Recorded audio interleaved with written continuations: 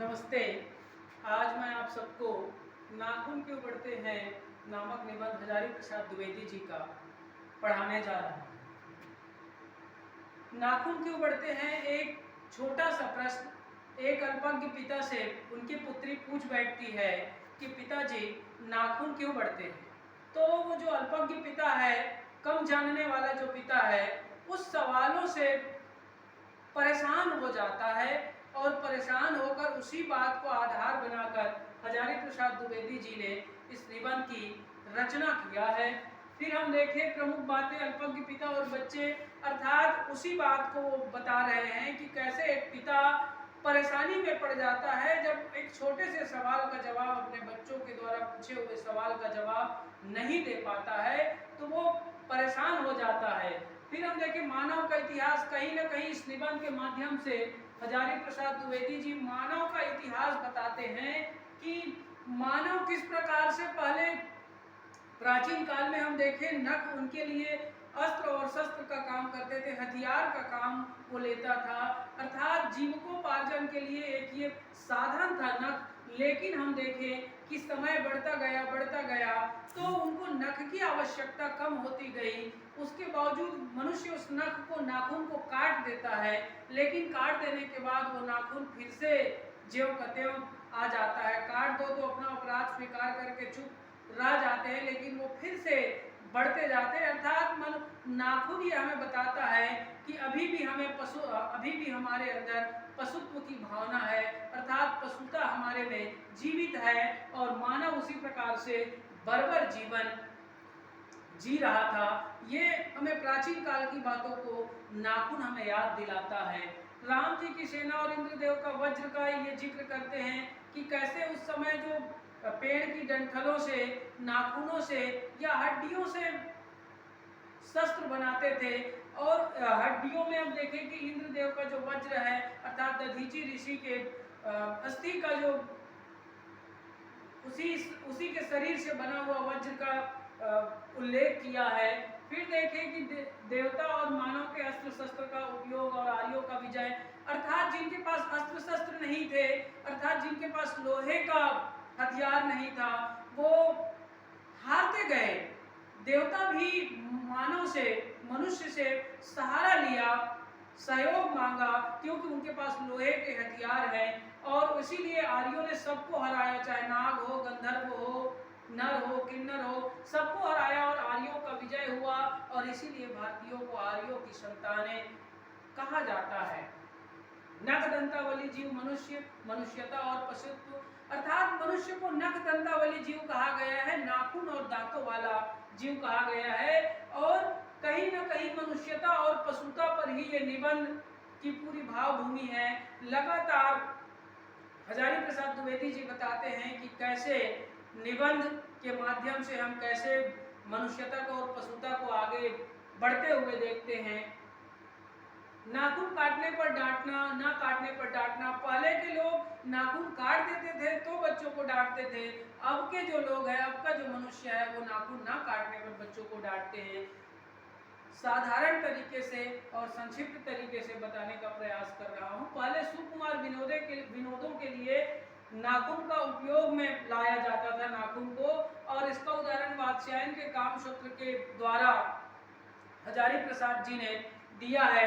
तो एक से एक डिजाइन नाखून का बनाया जाता था, सजाया जाता था उसको त्रिकोण आकार में, वर्तुलाकार, चंद्राकार, दंतुल और सिक्तक। नाखून को साफ करने के लिए, चमकदार बनाने के लिए सिक्तक अर्थात मोम, अलक्तक अर्थात आलता को रगड़ा जाता था जिससे नाखून को चिकना बनाया जाए। फिर गौड़ देश के लोग बड़े नख, अर्थात गौड़ देश के लोग नाखून को बड़ा रखते थे और दक्षिण क्षेत्र के लोग नाखून को, छोटे नख को पसंद करते थे। सहजात वृत्ति, अर्थात ये सहजात वृत्ति है, हम नहीं भी कितना भी प्रयास करेंगे उसके बावजूद ये चीजें बढ़ेंगी। चाहे केस, नाखून हो, केस हो, दांत हो या पलकों का जो गिरना है, वो उसमें हमारा बस नहीं है, वो सहज वृत्ति है, वो अपने आप होगा ही होगा, आप कितना भी प्रयास कर लें। मनुष्य विकास की ओर बढ़ रहा है कि विनाश की ओर, अर्थात मनुष्य एक से एक अस्त्रों का निर्माण करके कि विकास की ओर बढ़ रहा है कि विनाश की ओर। हम देखें कि लोग कितना ही भौतिक संसाधनों की उन्नति हो रही है, लगातार हम आगे बढ़ रहे हैं, लेकिन वो आगे बढ़ने की जो गति है, क्या वो गति हमारे विकास की गति है या हम पशुत्व की ओर बढ़ रहे हैं, विनाश की ओर बढ़ रहे हैं। ये एटम बमों की बात करते हैं, महाविस्फोटक बमों की बात, परमाणु बम की बात होती है। हिरोशिमा का इन्होंने जिक्र किया है कि कैसे उसका जो विनाश हुआ है उसको आज भी भुलाया नहीं जा सकता। इस प्रकार हम देखते हैं कि हम मनुष्यता की बात करते हैं और हम पशुता की ओर कैसे बढ़ रहे हैं। हजारी प्रसाद द्विवेदी जी का प्रश्न यही है कि क्या हम सही कर रहे हैं, क्या हम अज्ञानता की ओर बढ़ रहे हैं या हम ज्ञान का परिचय देकर पूरे मानव समाज की रक्षा कर पाएं। स्वाधीनता और इंडिपेंडेंस समानार्थी नहीं बल्कि व्यवहारिक रूप से मान लिया जाता है। ये हिंदी का शब्द स्वाधीनता और अंग्रेजी के शब्द इंडिपेंडेंस को हम लोग समानार्थी मान लेते हैं, लेकिन ये बहुत अच्छे से बताते हैं दोनों का भेद क्या है। स्व अर्थात स्वयं, इंडिपेंडेंस का अर्थात अधीनता अर्थात हम दूसरों के ऊपर आश्रित नहीं है, और स्वाधीनता अर्थात स्वतंत्रता, सब प्रकार से स्वतंत्रता की बात होती है।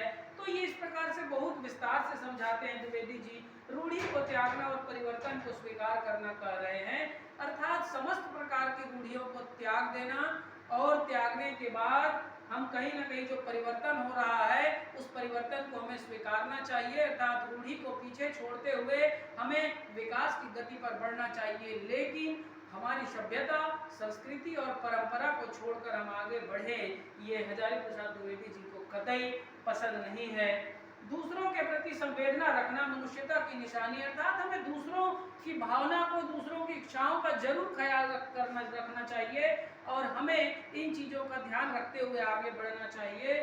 फिर अज्ञान सर्वत्र आदमी को पछाड़ता है, अर्थात जो अज्ञान है वो मनुष्य को पछाड़ने का ही काम करता है। जो अज्ञानता है वो किसी भी प्रकार से मनुष्यता की भलाई उसमें नहीं हो सकती।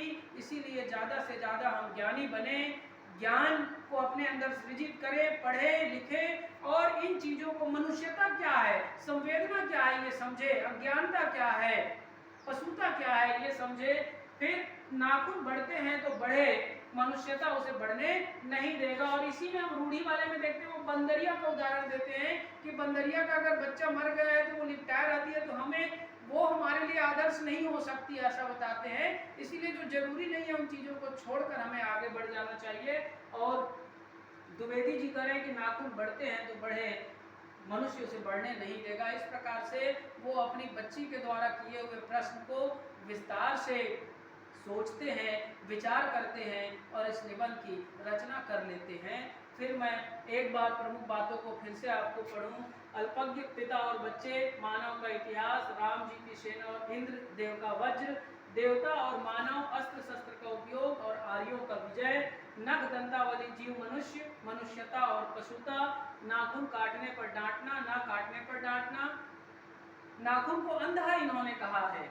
पहले सुकुमार विनोदों के लिए उपयोग में लाना नाखून को, वात्स्यायन के कामसूत्र का उदाहरण, नाखून को सजाना और सजाने का जो प्रकार है त्रिकोण, वर्तुलाकार, चंद्राकार, दंतुल, सिक्थक और अलक्तक की बात उन्होंने की। गौड़ देश के लोग बड़े नख, दक्षिण के लोग छोटे नाखूनों को पसंद करते हैं। सहजात वृत्तियां हैं हमारी, नाखून का बढ़ना, केस का बढ़ना, दांत का, टूटे हुए दांत में नए दांत आना और पलकों का गिरना। मनुष्य विकास की ओर बढ़ रहा है कि विनाश की ओर, इन्हें ये चिंता करते हैं कि मनुष्य आखिर किस ओर बढ़ रहा है। स्वाधीनता और इंडिपेंडेंस समानार्थी नहीं बल्कि व्यवहारिक रूप से मान लिया जाता है, इस पर इन्होंने चर्चा की। रूढ़ी को त्यागना और परिवर्तन को स्वीकार करना, अर्थात समस्त जातियों का एक आदर्श होता है और सभी जातियों के आदर्श का, संस्कृति की, धर्म का और परंपरा का निश्चित ही हमें मान और सम्मान करना चाहिए। दूसरों के प्रति संवेदना रखना मनुष्यता की निशानी है। अज्ञान सर्वत्र आदमी को पछाड़ता है, नाखून बढ़ते हैं तो बड़े, मनुष्य उसे बढ़ने नहीं देगा। कुल मिला के हजारी प्रसाद द्विवेदी जी इस रचना के माध्यम से मनुष्यता की बात करते हैं। मनुष्यता को कैसे बचाया जाए, कैसे लोगों के प्रति, लोगों को सहनशील बनाया जाए, अपने विकास के लिए कैसे वो आगे बढ़े, किन चीज़ों को छोड़े, किन चीज़ों को वो शामिल करके आगे बढ़े। इस प्रकार से लगातार हजारी प्रसाद द्विवेदी जी आगे बढ़ते हैं और बढ़ते हुए कहीं ना कहीं इसकी चर्चा होती है। अगर ये वीडियो आपको अच्छा लगा हो तो इस वीडियो को लाइक, शेयर व चैनल को ज़रूर सब्सक्राइब करें। धन्यवाद।